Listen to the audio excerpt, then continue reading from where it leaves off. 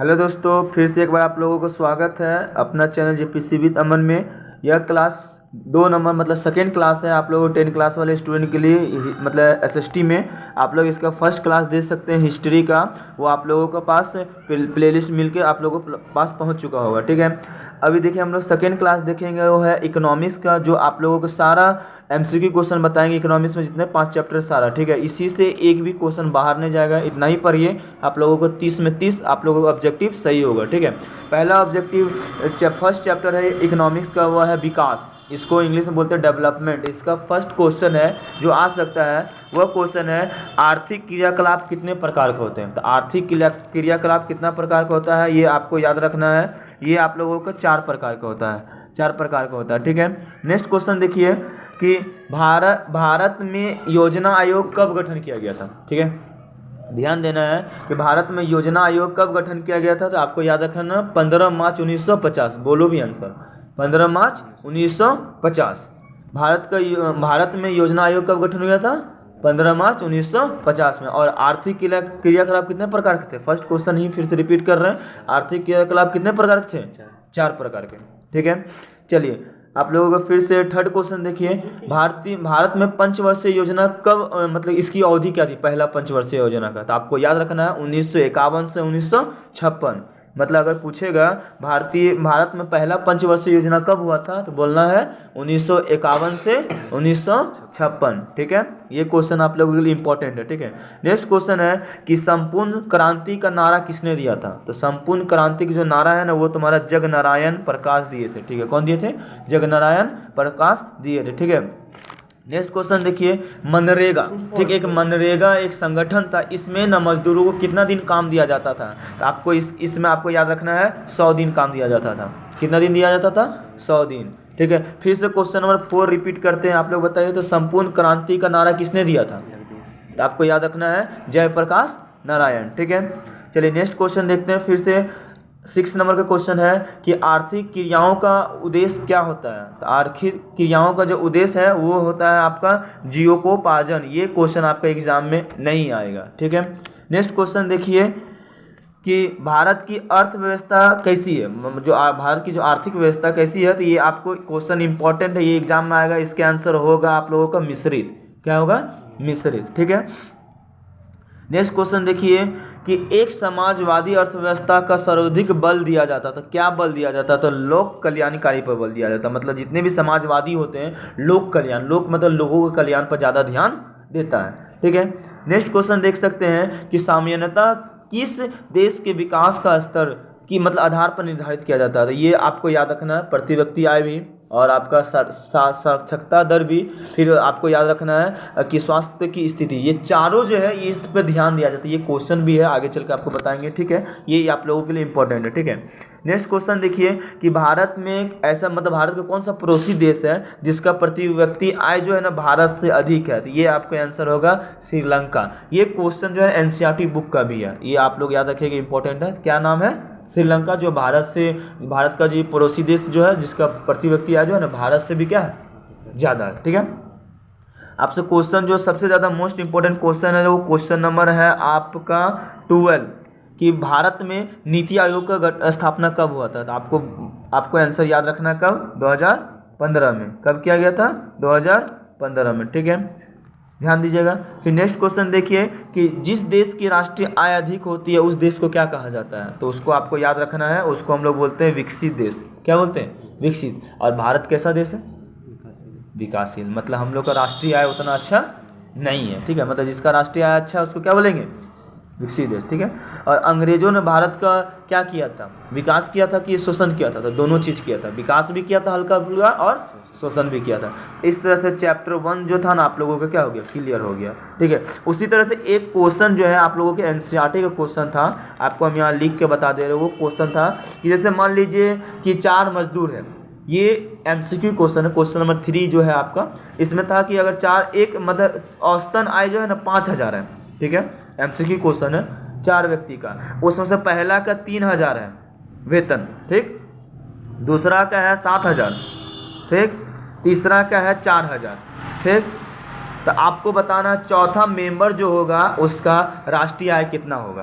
तो आपको यहाँ पर ध्यान देना, ये क्वेश्चन एनसीईआरटी का जाके देख सकते हैं चैप्टर नंबर 1 में ही। इसका आंसर जैसे मान लीजिए जोड़ने पर कितना आया था, तो 4 का बोला हमको राष्ट्रीय आय निकालना, तो 5000 को 4 से गुना करेगा, तो 5000 को 4 से गुना करेगा तो कितना आ गया तुम्हारा 20,000, तो 20,000 आया। और उधर 3 को जोड़ने पर आ रहा था 14,000, तो 20,000 को 14,000 में घटा देगा तुम्हारा कितना आएगा 6,000, तो ये 6,000 तुम्हारा क्या होगा आंसर, मतलब चौथा व्यक्ति कितना कमाता है 6,000। ये क्वेश्चन नंबर आपका एनसीईआरटी का है, जाके देख लीजिए। ठीक है, ठीक है। चलिए हम लोग फिर सेकेंड चैप्टर देखते हैं। ये चैप्टर बहुत ज़्यादा इंपॉर्टेंट एमसीक्यू को लेकर, क्योंकि इसमें क्षेत्रक बहुत ज़्यादा पूछा है, तृतीयक क्षेत्रक, फर्स्ट प्रथम क्षेत्रक, है ना।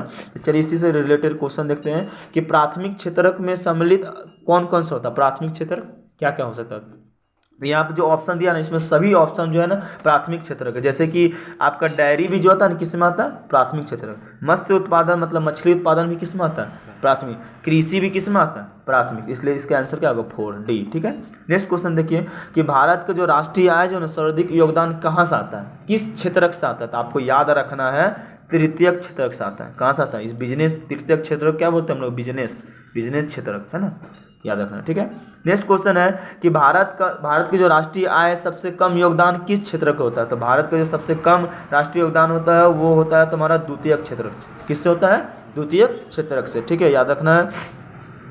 नेक्स्ट है कि मिश्रित अर्थव्यवस्था का अर्थ क्या होता है, तो मिश्रित जो अर्थव्यवस्था है इसका अर्थ क्या होता है, इसका अर्थ जो ये चारों ऑप्शन दिया ना सब होता है। पहला ऑप्शन देख सकते हैं जैसे कि सार्वजनिक तथा निजी क्षेत्र का अस्तित्व है, दूसरा देख सकते हैं औद्योगिक विकास में विदेशों का सहयोग, तीसरा वृहद और कुटीर उद्योग जो छोटा मोटा उद्योग, सब ये तीनों इसका आंसर क्या होगा 4 होगा। ठीक है। नेक्स्ट क्वेश्चन देखिए कि आर्थिक कार्यों के आधार पर देश की जो अर्थव्यवस्था है उसको किस में विभाजित किया जाता है, तो हम लोग 3 क्षेत्र में विभाजित करते हैं, पहला प्राथमिक, द्वितीयक और क्षेत्रक, इसलिए इसका आंसर क्या होगा उपयुक्त चारों यानी उपयुक्त सभी। ठीक है। नेक्स्ट क्वेश्चन देखिए कि उद्योग को किस क्षेत्रक में सम्मिलित किया जाता है, तो उद्योग को आपको याद रखना द्वितीयक क्षेत्रक में किया जाता है। किसमें किया जाता है, ये सब याद रखना बहुत ज़्यादा इंपॉर्टेंट है। अब तुमसे पूछा जा रहा है कि मान लो कोई भी मैनेजर, क्वेश्चन नंबर 7 है कि कोई भी मैनेजर है, अगर वो मैनेजर काम कर रहा है बैंक में, तो बताओ ये किस क्षेत्र के अंदर आएगा, तो आपको यहाँ पर जवाब देना है ये द्वितीयक क्षेत्र के अंदर में। किस में आएगा, अगर तुमको बैंक का मालिक पूछता तो तृतीयक, अगर हम लोग कस्टमर पूछा तो प्राथमिक। ठीक है, तो ये सब ट्रिक है, थोड़ा याद रखना। ठीक है। चलिए नेक्स्ट क्वेश्चन देखिए कि मान लीजिए भारत में प्रेक्षण बेरोजगारी की मान्यता कहाँ दिया जाता है, प्रेक्षण बेरोजगारी जो होता है वो कृषि में होता है। इसको समझने के, मान लीजिए प्रेक्षण बेरोजगारी किसको कहते हैं, मान लीजिए कोई किसान खेती कर रहा है, ठीक है, इसके में कितना मेंबर है 4 मेंबर है, लेकिन ये खेती 2 आदमी के अनुसार भी हो जाएगा। ठीक, फिर भी चारों मिल के क्या कर रहा है, खेती कर रहा है। जब चारों मिलकर खेती कर 2 बेकार आदमी है ना, तो ये दो बेकार को हम लोग क्या बोल सकते हैं, प्रेक्षण बेरोजगारी। क्या बोल सकते हैं, प्रेक्षण बेरोजगारी, मतलब जिसका जरूरत ना हो फिर भी वो काम कर रहा है तो उसको क्या बोलते हैं, प्रेक्षण बेरोजगारी। ये कृषि के अंदर आता है। ठीक है। नेक्स्ट देखिए कि किसी अर्थव्यवस्था के क्षेत्रों को सार्वजनिक और निजी आधार पर वर्गीकृत किया जाता है, तो किस आधार पर किया जाता है आपको याद रखना है, तो उद्योगों के स्वात्मिक। ठीक है ना। चलिए नेक्स्ट क्वेश्चन है कि भारत में कितने प्रतिशत रोजगार की दृष्टि से प्राथमिक क्षेत्र के अंदर आता है, तो ये आपको याद रखना है 61। कितना, 61। ठीक है। नेक्स्ट क्वेश्चन देखिए कि अर्थव्यवस्था को सार्वजनिक और निजी क्षेत्रों में किस आधार पर वर्गीकृत किया जाता है, तो आपको बता दें आर्थिक गतिविधि की प्रकृति के आधार पर। ठीक है, आर्थिक गतिविधि के किस पे, प्रकृति के आधार पर। ठीक है। नेक्स्ट क्वेश्चन देखिए कि जब एक काम पर आवश्यकता से अधिक श्रमिक लग जाए, अभी जस्ट बताएं, एक काम है उस पर ज़्यादा कोई लग जाए, कौन सा बेरोजगारी, तो इसका आंसर होगा 100%, 3 प्रेक्षण बेरोजगारी, है ना, तो याद रखिएगा। नेक्स्ट क्वेश्चन देखिए प्राथमिक क्षेत्र से संबंधित कौन होता है, सब डायरी, अभी बताएं ना, डायरी भी, कृषि भी, इसका आंसर होगा क्या 4। ठीक है। नेक्स्ट क्वेश्चन देखिए कि विनिर्माण क्षेत्र से संबंध क्या है, तो ये विनिर्माण से तुम्हारा द्वितीयक क्षेत्र, कल पूछेंगे, ध्यान में रखना, पूरा देखेंगे क्या होगा, द्वितीयक क्षेत्र। ठीक है। नेक्स्ट क्वेश्चन देखिए कि डैश क्षेत्रक में श्रमिक वस्तु को उत्पादन नहीं करते, तो तृतीयक क्षेत्र में कोई वस्तु को उत्पादन नहीं करते, क्योंकि इसमें हम लोग क्या करते हैं, बिजनेस करते हैं, मतलब इसमें सेल करते हैं, सेल मतलब बेचते हैं। ठीक है। नेक्स्ट देखिए कि लाभ के उद्देश्य से किस क्षेत्र में गतिविधियां निर्देशित नहीं की जाती है, तो आपको याद रखना सार्वजनिक क्षेत्र पर। किसमें, सार्वजनिक मतलब ये सार्वजनिक मतलब सरकारी, और प्राइवेट मतलब जो प्राइवेट सोवरेन। इसमें क्वेश्चन भी आ सकता है, संगठित क्षेत्र असंगठित क्षेत्र क्या होता है। संगठित क्षेत्र मतलब होता है जिसको, जैसे कि सरकारी नौकरी, असंगठित क्षेत्र मतलब प्राइवेट। इसका अंतर ये एग्जाम में आता है, तो उसी से ये रिलेटेड क्वेश्चन था, ठीक है। नेक्स्ट क्वेश्चन है कि कपास एक क्या है, तो कपास एक तुम्हारा प्राकृतिक उत्पादन, ठीक है, प्रकृति द्वारा क्या किया जाता है उत्पादन। ये आपका चैप्टर 2 भी यहाँ पर क्या होता है, खत्म हो जाता है। अब देखेंगे हम लोग चैप्टर 3 जिसका नाम है मुद्रा और साख। इसमें इंपॉर्टेंट क्वेश्चन है कुछ, ठीक है। देखिए जैसे कि निम्नलिखित में से कौन सा मुद्रा का कार्य नहीं है। मुद्रा का मतलब पैसा से हम क्या क्या कर सकते हैं, इसमें पूछ रहा कौन नहीं है। तो मुद्रा से हम लोग कोई भी यहाँ पर ये क्या चीज़ कहते हैं, ये स्थितीकरण नहीं कर सकते, ठीक है। मुद्रा का जो है ना स्थितीकरण हम लोग नहीं कर सकते, ठीक है। अब तुमसे पूछा कि सॉफ्ट करेंसी का मतलब क्या होता है, तो सॉफ्ट करेंसी का मतलब होता है जिसका मांग अधिक हो जाता है। जैसे मान लो 2000 का नोट ज़्यादा चलता है कि 500 का कि 100 का, 100 का। मांग किसका ज़्यादा हुआ, 100 का। तो जिसका ज़्यादा मांग होता है उसको बोलते हैं क्या, सॉफ्ट करेंसी। तो मतलब होगा इसके आंसर A1 कि मतलब वह मुद्रा जिसकी आपूर्ति मांग अपेक्षा क्या हो, अधिक हो, ठीक है। नेक्स्ट क्वेश्चन है कि मुद्रा का आधुनिक रूप क्या होता है। मुद्रा का आधुनिक रूप भी सब होता है। जैसे मान लो हम लोग मुद्रा जो है पैसा चेक में भी करते हैं, क्रेडिट कार्ड में भी, कागज में जैसे हम लोग पैसा, इसका आंसर क्या होगा 4, ठीक है।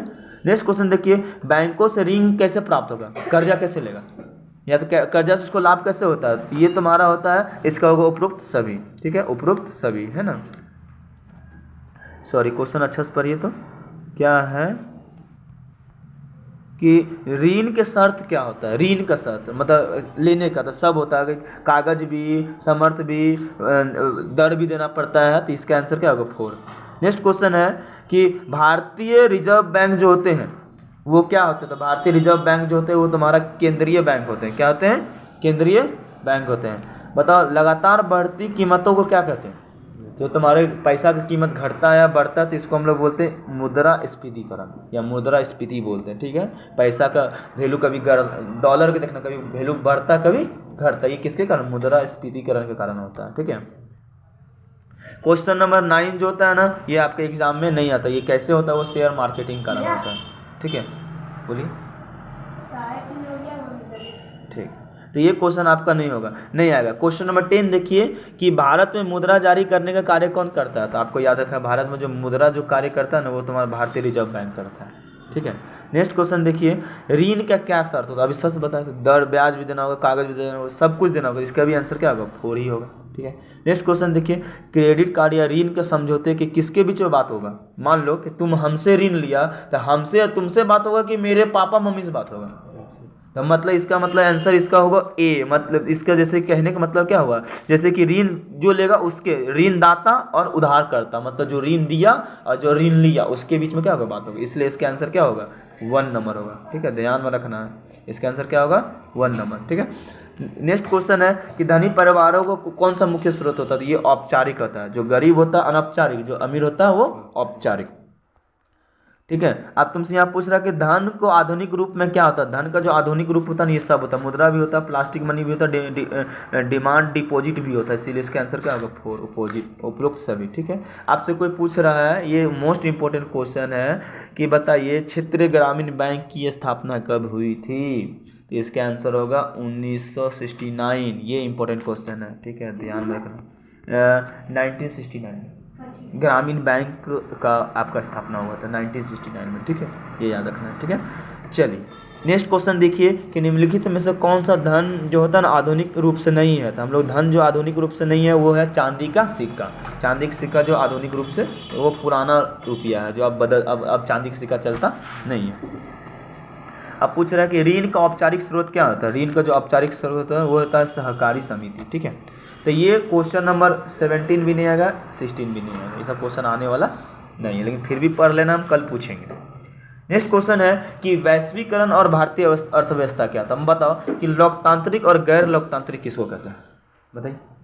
हो गया जिसमें हमारा संविधान, हाँ, जिसमें जनता का प्रावधान हो, और गैर लोकतांत्रिक जिसमें, तो जैसे यहाँ क्वेश्चन है कि इनमें से कौन सा गैर लोकतांत्रिक देश है। तो गैर लोकतांत्रिक तुम्हारा पाकिस्तान, भारत, संयुक्त अमेरिका, बताइए। इसका होगा पाकिस्तान। पाकिस्तान एक कैसा देश है, गैर लोकतांत्रिक, काहे कि यहाँ पर किसी का चलता नहीं, इसका जो रहता है उसी का चलता है। अब तुमसे पूछ रहा है निम्नलिखित में कौन सा लोकतंत्र से मेल नहीं खाता है, तो आपको यहाँ पर याद रखना है क्या, इसका 2 आंसर होगा व्यक्ति विशेष शासन। क्या होगा, व्यक्ति विशेष शासन। नेक्स्ट क्वेश्चन है कि तानाशाही सरकार निम्न के प्रति उत्तरदायी होता है। तानाशाही सरकार जो होते हैं ना आपका, किसी के भी प्रति उत्तरदायी ना, तो वो खुद का सुनता है। जैसे उत्तर कोरिया में तानाशाही सरकार, वो जो उसको मन करता है भाई वो करता है, ठीक है। नेक्स्ट क्वेश्चन देखिए कि लोकतंत्र के मूल्यांकन के लिहाज से कोई एक चीज़ लोकतांत्रिक व्यवस्थाओं के अनुरूप नहीं है, तो वो लोकतांत्रिक नहीं है, वो व्यक्तिगत गरिमा, मतलब कोई मतलब नहीं, किसी से कोई पर्सनल काम से मतलब नहीं था लोकतांत्रिक में। लोकतांत्रिक मतलब सभी के बारे में सोचेगा, किसी एक पर्सनल आदमी के बारे में कभी कोई सोचता नहीं है, ठीक है। नेक्स्ट क्वेश्चन देखिए कि निम्नलिखित में से कौन सा एक लोकतंत्र में संघर्ष को हल करने का तरीका नहीं है, तो ये आपके आंसर होगा सशस्त्र मतलब लड़ाई झगड़ा करके, है ना, मारपीट करके इसका कोई हल नहीं है, ठीक है। व्यक्ति की गरिमा और स्वतंत्रता को सुरक्षित रखने के लिए अच्छी सरकार क्या होगी, तो अच्छी सरकार मतलब लोकतंत्र सरकार, खराब सरकार मतलब तानाशाही या राजशाही, ठीक है। इनमें से कौन सा लोकतांत्रिक देश है, सऊदी अरब, निर्जिया, भारत। तो आपको इसमें आंसर तो सबको पता होगा, हम लोग भारत है, तो हम लोग भारत एक कैसा देश है, लोकतांत्रिक। नेक्स्ट क्वेश्चन देखिए कि निम्नलिखित में से किस देश में लोकतंत्र तानाशाही का पसंद नहीं किया जाता है, तो ये आपको याद रखना है पाकिस्तान। लोकतांत्रिक तानाशाही का नहीं करता, वहाँ पर तुम्हारा क्या होता है, पसंद करता है, पसंद नहीं करता मतलब पाकिस्तान, ठीक है। लोकतंत्र व्यवस्था में निम्न में से किसे सफलतापूर्वक हटाया जा सकता है, तो सामाजिक भेदभाव को। लोकतांत्रिक से भेदभाव नहीं कर सकते, सबको आज़ादी है भाई, सब जी सकता है लोकतंत्र में। हम लोग रिपब्लिक डे कोई भी मना सकता है, सब कुछ मना सकते हैं, सब जात धर्म रहता है ना। नेक्स्ट क्वेश्चन देखिए कि निम्नलिखित में से कौन सा समकालीन दुनिया का सरकार सबसे बड़ा लोकप्रिय, तो लोकतांत्रिक। जो लोकतांत्रिक है वो सबसे ज़्यादा लोकप्रिय भी चल रहा है ना। और लोकतंत्र में एक न्यायिक को निर्णय लेने की प्रक्रिया की जांच करने के अधिकार का साधन है, इसे क्या कहा जाता है, तो पारदर्शिता। क्या कहते हैं, इस तरह से चैप्टर 4 भी तुम्हारा क्या होगा। अब बात करेंगे, मात्र 18 क्वेश्चन बचा है चैप्टर 5। तो चलिए आप अभी पहले चैप्टर 5 का नाम पढ़िए, क्या है, उपभोक्ता का अधिकार। उपभोक्ता मतलब कस्टमर, तो इसका अधिकार क्या है, अच्छा सामान खरीदना, है ना। तो इसी के बारे में इस चैप्टर में पढ़ेंगे। अब तुमसे पूछ रहा है कि भोज्य पदार्थ की शुद्धता कैसे देखेंगे। भोज्य पदार्थ की शुद्धता हम लोग कैसे देखेंगे, तो भोज्य पदार्थ की शुद्धता जो है ना एक मार्क के द्वारा देखेंगे। किसके द्वारा देखेंगे, एक मार्क के द्वारा, ठीक है। जागो ग्राहक किसका नारा, किसके लिए नारा था, उपभोक्ता को जगाने के लिए। तो इसका आंसर क्या होगा, 4 होगा, उपभोक्ता को जगाने का, ठीक है, मतलब कस्टमर को, ठीक है। नेक्स्ट क्वेश्चन है कि राष्ट्रीय उपभोक्ता हेल्पलाइन संख्या क्या है, तो आपको यहाँ पे याद रखना है 1811 4000, ये ऑप्शन नंबर ए, ठीक है। नेक्स्ट क्वेश्चन देखिए कि भारत में उपभोक्ता संरक्षण अधिनियम कब घोषित हुआ, तो ये इंपॉर्टेंट क्वेश्चन है, ध्यान में रखना, VVI क्वेश्चन नंबर 4 आ सकता है, वो है 1986, ठीक है।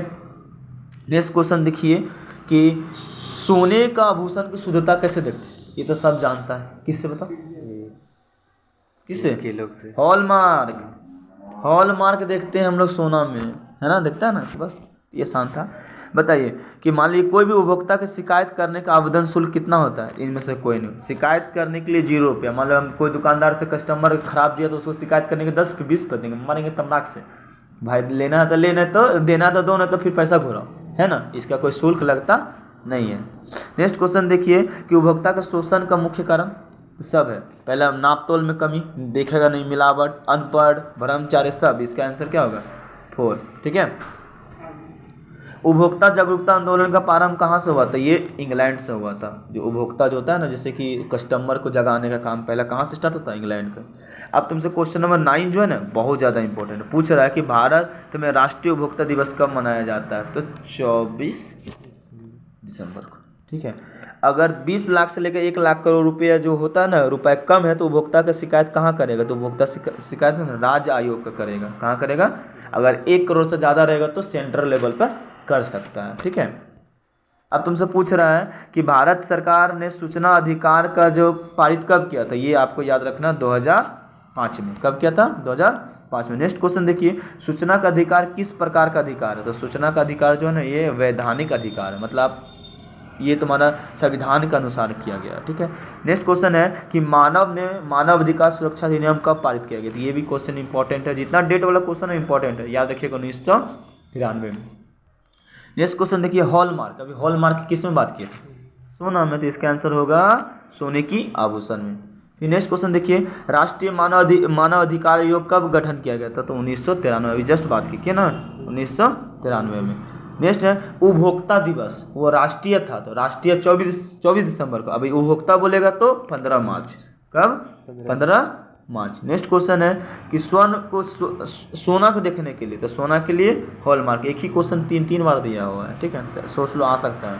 नेक्स्ट लास्ट क्वेश्चन है इकोनॉमिक्स का, MCQ का, कि उपभोक्ता को सामान खरीदने के लिए किस प्रकार का मार्क को देखना चाहिए? जितना भी मार्क है ना, सब देखना चाहिए। जैसे कि एग मार्क, तो वस्तु देखने के लिए, बुल मार्क कुछ होगा हमको नहीं पता है, लेकिन हॉल मार्क हमको पता है सोना देखने के, इसलिए ये सभी प्रकार के जो है उसको हमको देखना चाहिए। तो इसी प्रकार से आज की क्लास खत्म, फिर मिलते हैं नेक्स्ट क्लास में बहुत जल्द ज्योग्राफी का MCQ लेके। ये आप लोगों को 12 तारीख को जो एग्जाम है ना, फरवरी, इसके लिए इंपॉर्टेंट है ना, ठीक है। चलिए फिर मिलते हैं नेक्स्ट क्लास में, तब तक के लिए bye bye, see you again.